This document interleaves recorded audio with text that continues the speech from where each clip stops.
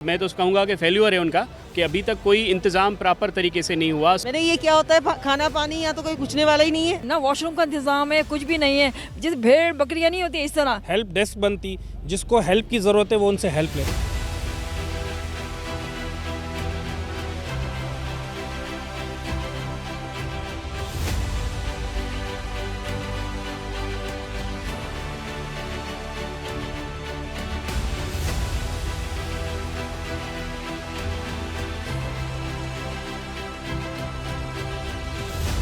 ये आप सूरत हाल देख रहे हैं, कुछ लोगों को सामान नहीं मिला है तो कुछ लोगों को पोलिंग के लिए गाड़ी नहीं मिल रही है। परेशानी क्या हो रही है? परेशानी ये है कि राब्ता करने में दुश्वारी है, सिग्नल काम नहीं कर रहे।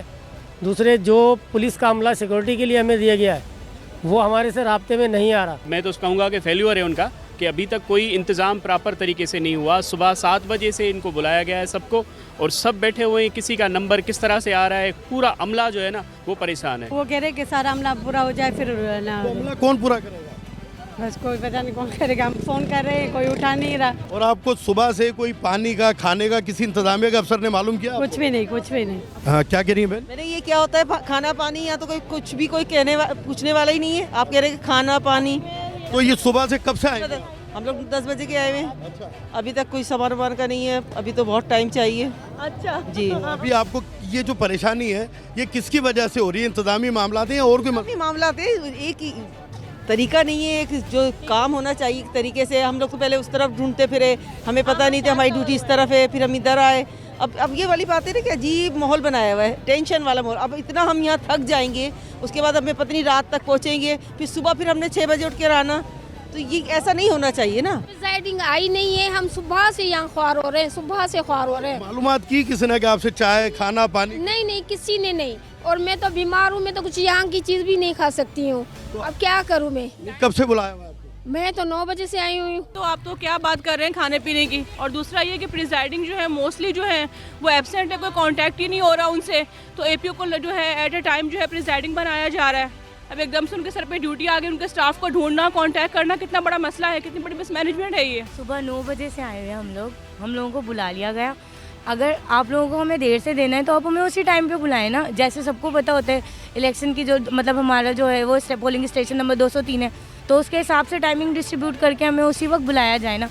सुबह से आके हम बैठे हुए, ना यहाँ पे बैठने का इंतज़ाम है, ना पानी का इंतज़ाम है, कुछ भी नहीं है। हमें जो भी करना है खुद ही बाय करना है। आपने गुफ्तगू सुनी जिनसे ड्यूटियाँ लेनी है कल, और जिनसे रिजल्ट लेना है कल, उनको आज ही थका देना है, आज ही उनको अजियत का निशाना बना दिया है। वो तकलीफ़ में है, वो उनको जगह नहीं है, पोलिंग बूथ का पता नहीं है, उनके सामान का पता नहीं है। ये इंतज़ामी मामलात हैं। और जब आप ये देखेंगे कि इन प्रेजेंटिंग या जिनकी ड्यूटियाँ लगी हैं पोलिंग बूथ पे, जब उनका बिल बनकर आएगा, बजट बनकर आएगा, तो ऐसा लगेगा कि सारा बजट ये टीचर ही खा गए हैं। वेटिंग पे बैठे हुए, अभी तक पता नहीं है, ना सामान का पता है ना कुछ है। हम टीचर्स हैं, इतना अच्छा मुकद्दस पेशा है, मगर हमको यहाँ पर ला का इस तरह रोन दिया गया है कि अभी तक कुछ पता ही नहीं है। ना वॉशरूम का इंतजाम है, कुछ भी नहीं है। जिस भेड़ बकरियां नहीं होती इस तरह। हमें बहुत अफसोस के साथ कहना पड़ता है, ये हमारे बहुत मौजूद लेक्चरर, टीचर, प्रोफेसर लोग, यहाँ बैठने की जगह नहीं है। ये कलेक्शन की है सुबह 10 बजे, अभी आप टाइम देखें 4, अभी फिर गाड़ी के लिए हमें फिर जलील होना पड़ रहा है।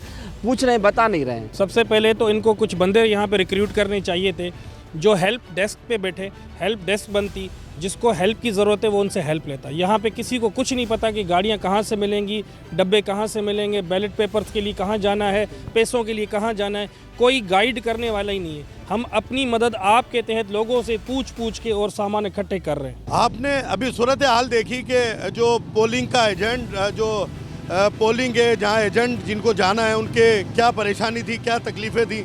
प्रेजेंटिंग ऑफिसर मौजूद नहीं थे और उनको गाइडलाइन देने वाला कोई नहीं था। इंक्वायरी काउंटर नहीं बनाया गया।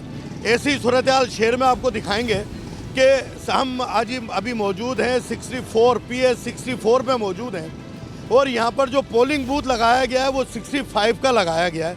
तो ये क्या बात, इस पर वोटर कितना परेशान होगा। हमारे साथ पीपल्स पार्टी के रहनुमा है असफद मरी साहब, इनसे गुफ्तगू करेंगे। ये क्या हुआ है? ये तो बड़ा डिस्टर्ब हुआ है मामला, तो ये क्या हुआ है? आपने कंप्लेन भी की है कहीं?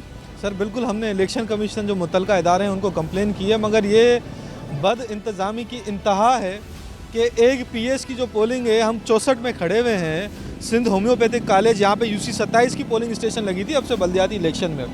यहाँ पे लगा दिए टंडो तैयब मिस्री शाह, जो यहाँ से 1.5 से 2 किलोमीटर दूर है। अब आप अर्बन एरियाज़ में आप 2 किलोमीटर दूर लगाएंगे। क्या इलेक्शन कमीशन ने वोटर्स को लाने का बंदोबस्त किया है? अभी तक वो भी नहीं किया। और हमारी जो पोलिंग स्टेशन है UC 27 की, वो लेके चले गए PS 65 में आफंदी टाउन वाले साइड, जहाँ पे ना हमारा वोटर कभी ज़िंदगी में गया है ना क्या।